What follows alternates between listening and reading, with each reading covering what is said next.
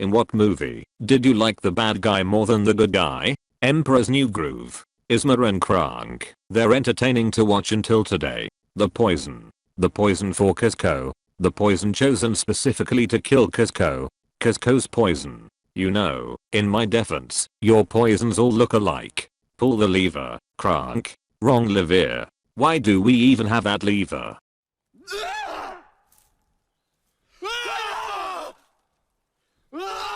There's just something about Predator that keeps me interested. Yeah, he was just a hunter that was trying to have a fun time, preying on a bunch of gun-toting lesser life forms. The Rock. Nicolas Cage, Sean Connery and Ed Harris. Harris assumes control of Alcatraz prison, an tourist destination, and uses it as a missile launch site to threaten the US government for ransom. On the surface he looks like a bad guy, so Cage and Connery have to go stop him. Later in the movie it's revealed that he only wants the reparations his dead men and their families are entitled to. He doesn't hurt any prisoners, and though he's given the opportunity, when the government declines, he admits he was never going to actually use the weapon. The movie is well written, and the characters have depth enough to garner empathy for even the villain. Womack. Why am I not surprised, you piece of shit? If you're going to San Francisco, you're best. Loshers always whine about their best. Winners go home and fuck the prom queen. The Labyrinth. I mean, it's David Bowie dancing around with a bulge. Edit. Till the bulge was the hero of the story. I hard identified with Sarah until she turned down the chance to be the evil queen to Mr. Bowie's Goblin King. Like, girl, why?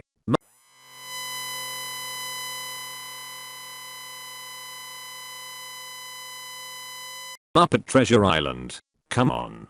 Tim Curry. I call shenanigans. Tim Curry is the good guy in all roles, even if he is trying to kill all humans. That performance was one of the most perfect, lovable, rogue, charismatic characters of all time. This movie isn't discussed nearly enough. Tim Curry was amazing, and Billy Connelly nailed it as Billy Bones at the beginning of the movie. Dr. Houseman in Dirty Dancing. The man works his ass off so he can take his family on a nice, long vacation. The doc is a very lenient parent, giving his teenage daughters all kinds of leeway and freedom to do whatever they want. When baby asks for $300, which is a large sum of money back in 1962, her dad gives her the money with barely any hesitation because he trusts her. Baby gives that money to one of the dancers so she can get an abortion. It's botched, and who saves the day? Oh, right, dry fucking Houseman, of course. He makes one comment about that being where his money went, and then gets to work saving the woman's life. And baby's punishment for taking $300 from her father under false pretenses? She can't do her dance routine for other vacationers. That's it. She has to sit with her parents for a couple of hours. Literally the most lenient punishment imaginable under those circumstances. But of course Patrick Swayze comes in and is like, no bodhi piates baby I am a koarana. Fuck you, Patrick Swayze's character. Baby fucking deserves to be in that corner. Don't forget baby was only 16.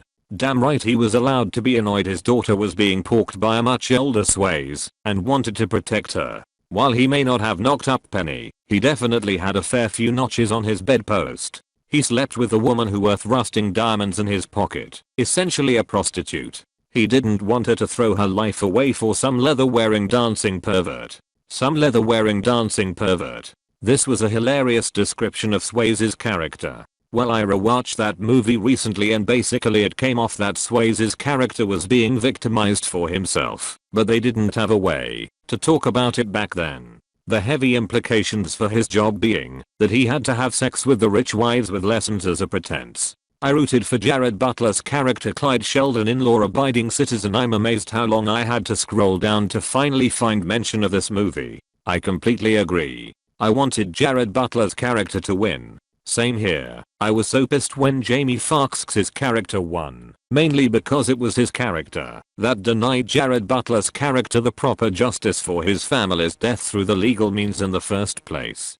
So many people died simply because Jamie Foxx's character cared more about his case, win percentage than actually getting justice for his client. In my mind, Jamie Foxx's character will always be the true bad guy and law-abiding citizen.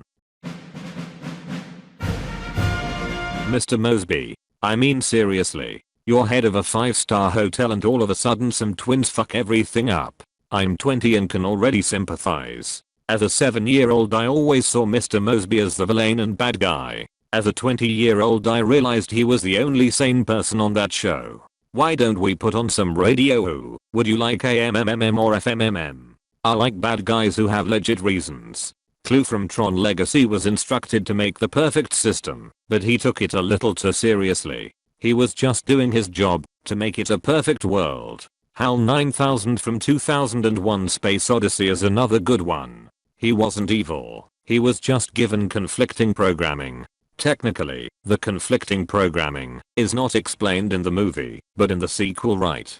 Only watched the movie once. In the book, which is a masterpiece, HAL is much more of a character, I guess, mainly because the book can let the reader know his thoughts which the movie couldn't do, but he is equally a character as much as the astronauts and it does a better job at the man vs technology, and where they overlap angle. The 8 men in the beginning are a lot more interesting, and have names too. I found HAL to be an empathetic character who also displayed fundamental flaws of a human designed sentient AI, like, he was skilled enough to perform a job as well as a person, but without the emotional maturity to cope with error and criticism. Especially in that scene, where he can see the astronauts talking shit about him, an emotionally stunted human character would have totally lost it too given the circumstances, and at least one human character always does in many space movies. Heat.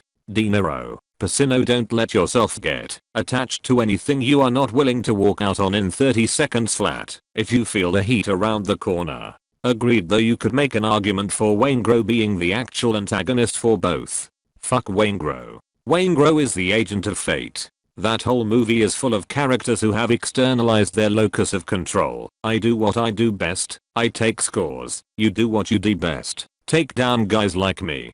De Niro and Pacino both see themselves as being incapable of anything than what they are. Waingro becomes the deciding factor for their fates. I love that line, because violating this rule is what gets him killed. You think it's a reference to the girl, who De Niro leaves without a backward glance, but it was vengeance for the friends lost to Waingro's betrayal that he couldn't walk away from, and it cost him everything. The Monarch in Venture Brothers. What kind of idiot doesn't even lock his doors? I'm not even going to flush. Let them see the wrath of the Monarch. What can I do to this guy that life hasn't already? I almost feel sorry for him. Here I am, in the belly of the beast, and I don't even care. I don't even feel like taking a whiz on this. I used to dream of taking a whiz on this. Want to do it on his bed? Let him lie in our genetic filth?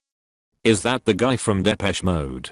The Monarch is great, but you realize through the series that the real bad guy is Dr. Jonas Venture Sr. That guy was just straight up bad news. The fact that Rusty is as normal as he is frankly astonishing. I love the nuance of the show and the time and patience it's taken to truly show how terrible Jonas was. The first few seasons all you hear is Rusty complaining and telling an off-putting story here or there, but it all comes off as woe is me as he sits at the throne of his father's empire. But then you realize Rusty was truly and horribly abused his entire life, that Jonas is a worse villain than pretty much any of the actual villains, and got away with everything by being a handsome asshole.